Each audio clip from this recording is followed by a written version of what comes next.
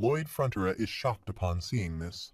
Javier contemplates his impending doom and finds himself between Pipodong and the Gigatitan. Suddenly, Pipodong arrives, swiftly grabbing Javier and pulling him away. Lloyd Frontera excitedly praises Pipodong's intervention, and Javier apologizes to Master Pipodong, assuming he might be scolding him for his reckless behavior as he retrieves his sword from the ground. Javier gazes at the Gigatitan, expressing his determination to stay alive until they defeat it and trusting Master Lloyd's plans. Meanwhile, Lloyd Frontera reflects on the successful survey leading to the formulation of Plan D. Implementing the plan has been challenging due to the Gigatitan being faster than expected. Still, he believes they must persevere with Plan D until the end. He sees it as the only way to defeat the Gigatitan once and for all, combining elements of both Plan A and Plan D. Meanwhile, Lloyd Frontera calls Pipodong, who swiftly runs toward him. Lloyd jumps on Pipodong's back and instructs him to take him to the place he mentioned earlier. Addressing Javier, he emphasizes that the Gigatitan currently sees him as the biggest threat and he needs to lure it along the east coast and into the woods. Javier agrees and starts running. Lloyd believes he has bought them enough time and trusts Count Cremo should have finished whatever task they assigned him. He thinks Count Cremo can handle it. The scene shifts 15 minutes earlier, where Count Cremo stands in his place and observes the Gigatitan emerging from the river. He expresses disbelief, questioning how something like this could happen. His subordinate apologizes, suggesting that if only he had detected it sooner. Count Cremo refuses to blame him, stating it's not his fault. He acknowledges his complacency and blames himself for believing that he could drive out the beast with a statue, looking at the broken statue. His subordinate asserts that no, the statue will indeed repel it, and he inquires Lloyd Frontera if he is safe while riding on Bengal. Frontera responds that the monster has come ashore to finish off the statue without a doubt. They plan to capitalize on its obsession with the statue. He mentions that Javier and he will buy some time, and he states that meanwhile he needs to go. Javier rushes to attack Gigatitan repeatedly, gasping for breath, realizing he is reaching his limit. He acknowledges he can't do any more and believes his current mission is to lure Gigatitan away, not just for the city but for the people. He makes another attempt to attack and urges everyone to give it up for the only bronze statue. Spotting a cart, Lloyd Frontera arrives with the statue, securing it with numerous strips and smiling annoyingly. Javier questions what this is, and Frontera replies to Gigatitan that he has brought its real enemy. Gigatitan roars upon seeing them. He thinks, okay, let's appreciate that reaction, and acknowledges they did a great job putting this thing back together as he observes his soldier diligently fixing the statue. From the book, he knew he could trust Count Cremo to handle this. He shouts Javier's name and declares that he'll create an opening for him to attack. Javier replies, requesting that next time he explains the entire plan. The response is a warning that there better not be a next time. Both of them run in opposite directions to launch their attacks. Gigatitan roars loudly behind the Pipodong, causing fear, and the individual flees. Simultaneously, Javier approaches from another side, leaps to attack, employs a mana blast, throws fire at Gigatitan, and strikes with full force, hurling the creature to the ground. He reflects that he has only cracked a small hole in its shell. He used his mana blast too many times, but he dismissed that as an excuse. He considers himself too weak and believes he is not strong enough to protect the people as he falls down. Lloyd Frontera arrives, commending him for the achievement and instructing him to leave the rest to him, then rushes to attack Gigatitan. Javier reflects that he exerted all the remaining energy into that last mana blast. Now he is losing consciousness and believes he can rest easy. His sword slips from his hand. Lloyd Frontera, running, shouts for Javier to leave it to him. Frontera thinks confidently because Master Lloyd said so. Rolling on Pipodong, Frontera reassures Javier that he will protect the city no matter what. He contemplates if it's possible, recalling that it's what he shouted to Javier as he dashed towards the beast. To be honest, he doesn't think it's feasible, and perhaps he can only lure the creature far away and leave it there. He considers that there's no guarantee the beast won't return, especially since the waters off Cremo are already Gigatitan's habitat, and the creature is quite intelligent. Observing Gigatitan attacking the city, he speculates that it might go berserk and seek revenge for them summoning the Marmon statue. He reconsiders, realizing that before that happens, Pipodong is already at his limit, and he can't ask him to do any more. Meanwhile, Pipodong is called by him to handle the task. Swiftly, he halts and tosses Peepodong into the river. Prepared to launch an attack, he contemplates what he can execute successfully at the moment. He reflects on his previous decision to save the city, ensuring a profitable return on his investment. He had formulated a couple of plans involving attacking while riding on Bengal. Considering his options, he acknowledges the necessity of performing a mana blast. However, to execute this attack, he requires a triple heart circle, yet presently he possesses only a double heart circle. Shouting out, he summons a message alert or skill window to activate the Asurahan core technique. He resolves to level up to a triple heart circle, while the skill window informs him that the Asurahan core technique at double heart circle level 4 is activated. For the upgrade, he needs 190 RP points, and his current RP stands at 19 and 1. Contemplating the requirement of 190 RP points, he deems it a considerable amount. Deciding to proceed nonetheless, he clicks on the level up option. The system once again informs him that the Asurahan core technique at double heart circle level 5 necessitates 220 RP points for advancement. He coughs, reflecting on the increment of 30 points each time, finding it steep. Nevertheless, he dismisses any concerns, deciding that there's nothing to lose anyway. He repeatedly clicks on the level up option, advancing to levels 6, 7, 8, 9, and finally 10. Upon reaching level 10, the requirement surges to 370 RP points. Checking his current RP, he discovers it's only 311. Frustrated, he realizes there's nothing he can do now. His rational decision at the time was to stay out of the battle. He hangs on with a rock and ponders what he's doing here, dangling from this thing while witnessing Peepodong taking Javier away in an unconscious state. He contemplates whether he should summon some mana and jab it. If there's even a slight nick, he can dig his way into it. The system notifies him that his approval rating with Javier has increased by +4, and his approval ratings are +5. He observes that for a level up, he needs 370, and currently he has 391 RP points. He thinks he can do it now with a triple heart circle. He taps on the level up options, and a triple circle appears at his heart. The system notifies him that he is at Asurahan core technique triple heart circle level 1, and his mana is amplified to 500%. He exclaims he's dead meat and prepares to attack. He considers using one circle to protect the heart while employing the other 2 heart circles for mana blast attacks. He launches an attack on Gigatitan while a stone hits his head, causing him to bleed. Meanwhile, he wonders if he has been struck by something. Realizing that it's not good, he acknowledges the need to land a solid blow. He believes one circle is necessary to protect the heart. Confused about the other 2 circles, he questions himself about what he is doing. The heart circles are colliding, and he decides to use the triple core mana blast to attack once again. A massive explosion occurs, burning Gigatitan and causing his demise. People in the city witness the blast. Peepodong, Taming, and Bengal return to their real state and attempt to revive Javier. As he gets up, he sees that Master Peepodong and Master Taming are safe and sound. He expresses that he indeed accomplished what he said he would, but he is puzzled about how he achieved it. Peepodong grabs his finger to gain his attention, and he inquires about it, asking if Peepodong wants him to follow. The 3 of them run towards Lloyd Frontra, with Javier following. They find Lloyd in a worse condition, lying on the ground. Javier approaches him, puts his head on Lloyd's chest to check his heartbeat, and sadly remarks that his heart has stopped. A pigeon arrives at Baron Palace with a message, catching the attention of Arcos Frontra. He sits at his study table, spots the pigeon, and identifies it as a messenger pigeon. He opens the window to retrieve the message, wondering if it's from Count Cremo and expressing curiosity about its contents. After reading the message, he swiftly mounts his horse and heads toward Cremo City. He reflects on how he had repeatedly warned Lloyd not to put himself in perilous situations.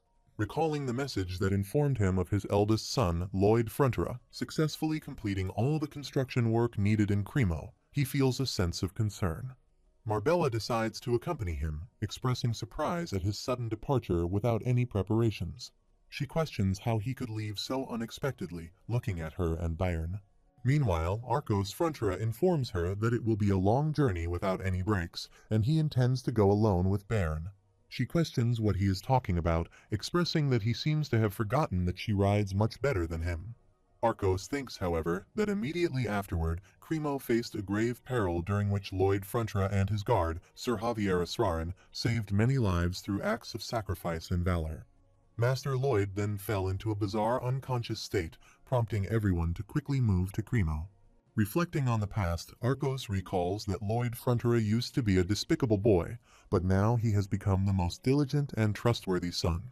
He believes he is sending this correspondence as a duty to inform him of the situation promptly and looks forward to meeting the parents of such a great young man soon. He recalls that Lloyd Frontera said he had come seeking his lord's permission, reassuring them not to fear as it can be done. He would like to express his gratitude to his lord for his wise judgment. Arcos wonders if he is truly his son. Meanwhile, a giant monster blocks their way and growls. They all gaze at it, and Bayern dismounts from his horse, drawing his sword. He declares that since they have chosen the shortcut, they must confront the monster head-on. Bayern offers to buy them some time, instructing them to go around the creature and head toward Cremo. Arcos advises him to run as well, but Bayern insists that the beast is faster than their horses. He warns that the moment they turn around, the monster will have them by their throats. Bayern urges them to run away as he attempts to defeat the monster, attacking it with his skills. They both run away, and Arcos Frontera apologizes, assuring them that they will meet again in Cremo. Bayern runs and attacks the monster, stabbing its face and holding his sword still, attempting to slice it. The monster tries to escape and pushes him away with its face. Arcos Frontera comes from behind and stabs the monster in the back. Marbella also joins in, stabbing the monster. The creature stands up, roaring in pain, and then falls down and dies. Arcos Frontera approaches Bayern, asking if he can stand up and offer help. Bayern replies that he's ashamed, as he is his guard, yet he holds his injured arm. Arcos Frontera asserts that Bayern is also one of his subjects, and he has a duty to protect him. Marbella calls out to Arcos, who turns to look at her, asking if she is hurt. They notice a pack of monsters approaching, and they prepare to fight. Bayern gets up, holding his sword. Marbella goes to Arcos, and they hug each other, visibly scared. Meanwhile, Javier arrives there and attacks the monsters, swiftly cutting them into slices. He mentions that he came to escort them just in case, expressing hope that they are not injured, and puts his sword back. Bayern looks at him and reflects that he already knew Javier's swordsmanship and Mana's abilities were far beyond his own. However, they were not at this level prior to his departure for Cremo, leaving him puzzled about how Javier could have improved this much. Bayern greets Javier, and Marbella also inquires about Lloyd Frontera's well-being.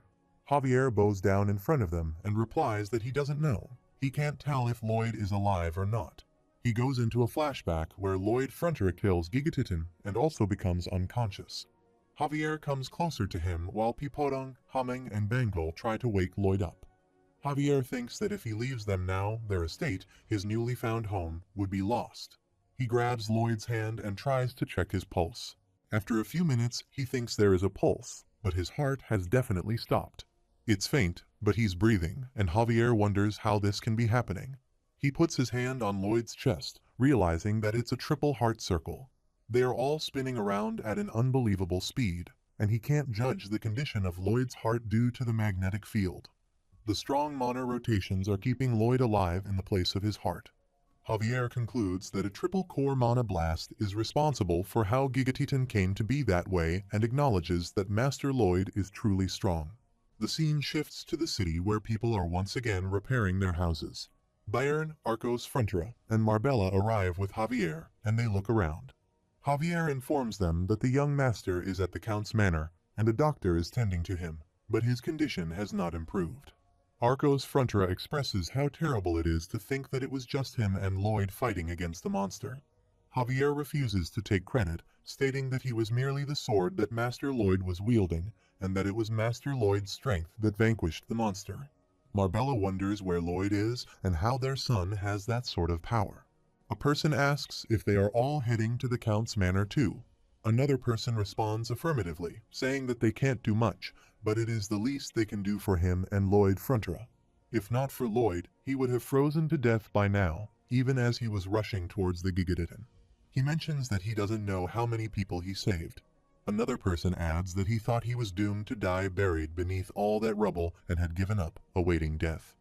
On the other side, Lloyd Frontera instructs Bangle to eat up that debris and make sure not to hurt anyone while riding on Peapadong. He spots a soldier under a broken house.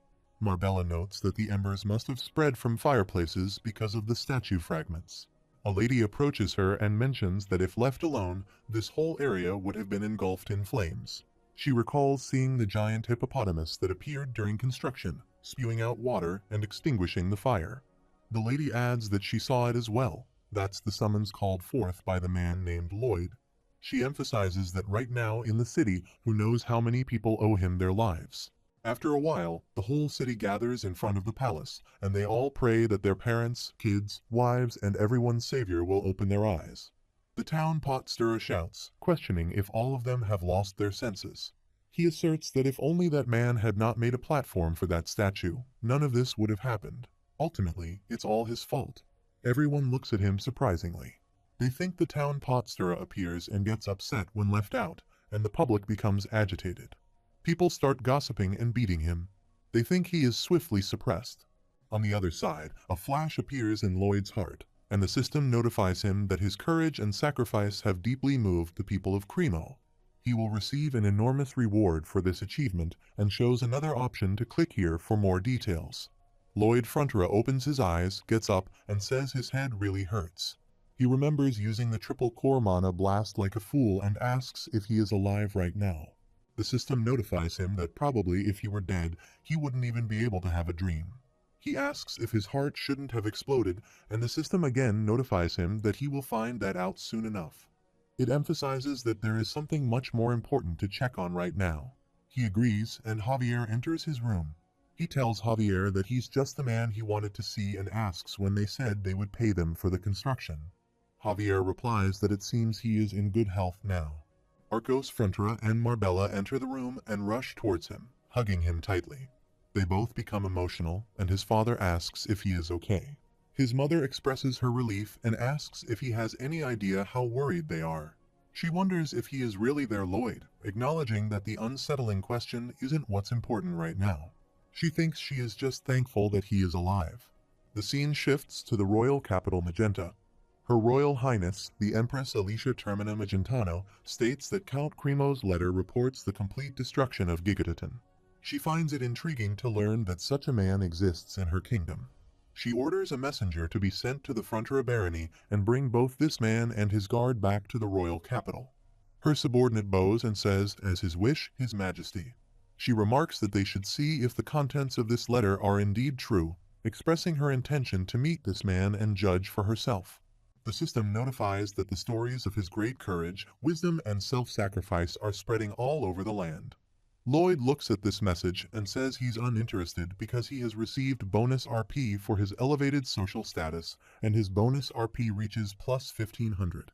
He becomes excited to see this, and the system again notifies him that he has access to skill information, providing details about the skill mana heart that allows him to store high concentrations of mana in his heart. He thinks that's why he has so much energy despite being in a coma for a month, and he has become the owner of a mana heart, which means shoveling will be a lot easier. The system notifies if that's the only thing he can think of to use it on. Meanwhile, he asks if he is belittling all the construction workers of this land. The system replies, asking him to forgive it, stating that of course not. His mana heart was born, not as a result of regular training, but from the impact of the mana blast. As such, his mana heart has been given unique capabilities. The system notifies him again about a skill option, Shock Neutralizer, which can neutralize the impact from mana blasts without additional protection. He wonders what this is and asks if this means he can use the triple core blast as much as he wants. He thinks that means the work in the quarry can be done faster. The system responds, urging him to think of something more impressive. He asks if there is anything more noble and impressive than manual labor and questions if the system is belittling quarry work. He thinks that the mana heart needs to be protected from the impact of the mana blast because it acts like an ammunition dump. Using a mana blast is like setting off an explosion next to one of those powder kegs. It is literally a death trap if he doesn't protect it. But at that moment, he didn't have a mana heart. That's why he didn't die. He thinks the shock from the blast filled his heart, and as it was working to keep him alive, it condensed and turned into a mana heart. He thinks he neglected his Mana heart training, thinking it was a better use of his time to do more manual labor. He guesses it pays to be lazy sometimes. Count Cremo arrives and says to forgive him for keeping him waiting. He suggests they depart right away, and he confirms. They both sit in a horse cart and move away. He remarks on the buildings and streets, wondering how much it would cost to repair them. Count Cremo replies that it's hard to tell, but he imagines it's well over a month's worth of a city's budget. He adds that if the Gigatitan hadn't been knocked down, he bets it would have been another half a year's worth. Count Cremo asks what he is trying to tell him, and he replies that compared to half a year's budget, what he's getting for this construction project must be like small change, that's all. He laughs and says, his goodness, who would have known? He goes on to say that to think that this tragedy was the result of some statue made to drive the Gigatitan away. Regardless of whose plan it was, he can't say it was anyone's fault. Really, it was Mother Nature. Either way, a few people did have to risk their lives, but everything worked out very well in the end, and he laughed. He mentions that he knows. He did happen to hear something from his attendants. He heard that his lordship offers financial compensation to anyone who works for the public interest of the city, regardless of who they are, without fail. He adds that he was rather curious, wondering how much of a benefit to public interest would lead to 1 5 times. Count Cremo asks if that will do, and he replies that he does apologize. It seems he has caused a misunderstanding, and he wasn't asking for more money, but anyway, he finally gets it. He says to him, his citizens' lives are worth 1 5 times his construction fees. Count Cremo sits quietly and listens to him, saying 2-fold then 3-fold. He reaches to him and smiles. He says he's in awe of his bold generosity, and he will consider this special compensation and put it to good use on himself. He shakes hands with Count Cremo. Count Cremo agrees and says of course. He thinks this is strange, so very strange. He has most definitely been extorted by him. Lloyd Fronterer reflects, yet he doesn't harbor any hatred, pondering why such animosity doesn't exist. Observing the carriage, a person remarks that Count Cremo's carriage, and excitement sweeps over them, exclaiming Master Lloyd has arrived. 3 cheers for him, hooray. Glancing out of the window, he contemplates his past insignificance in Korea and feels the immense pressure of the present situation. Count Cremo informs him that they have arranged a podium with a magic crystal ball for amplification, and the people eagerly await to hear what he has to say. Lloyd acknowledges, of course, while thinking that the true heroes are those who overcame the tragedy, and a speech emphasizing this would suffice. He adds it's not like he's making money off this. Lloyd Fronterer arrives at the stage amid people shouting slogans with his name. Despite the crowd's enthusiasm, he remains uninterested, wondering about the magnitude of the gathering as he places his hand on the magical ball. Contemplating the potential financial gain from each person present, he addresses the citizens of Cremo, asking if they have ever heard of Ondal flooring. Tapping his head, he notes their unfamiliarity and points out an elderly man with stiff joints enduring freezing winter cold and a worried mother fearing her child catching a cold. He questions how much time they have wasted struggling with their inefficient fireplaces, exclaiming 1 hour and 2 hours. If they've lived 50 years, that would be 15 wasted in front of a fire. Asserting that if they consider this excessive, he urges them to remember Ondal flooring, all while Count Cremo laughs. He states that it will improve their lives by this much, gesturing with his hand and then widening it further, emphasizing the substantial impact. He adds for more information, please visit the Baron's Manor location in the Fronterer Barony. That is all before walking away. Count Cremo observes him and reflects on why he doesn't harbor any hatred towards him. He realizes it's because the man is meticulous in seeking every penny of profit, persistent yet reasonable, and accomplishes what needs to be done. Considering his qualities, Count Cremo thinks that instead of harboring resentment, he wants a man of such caliber by his side.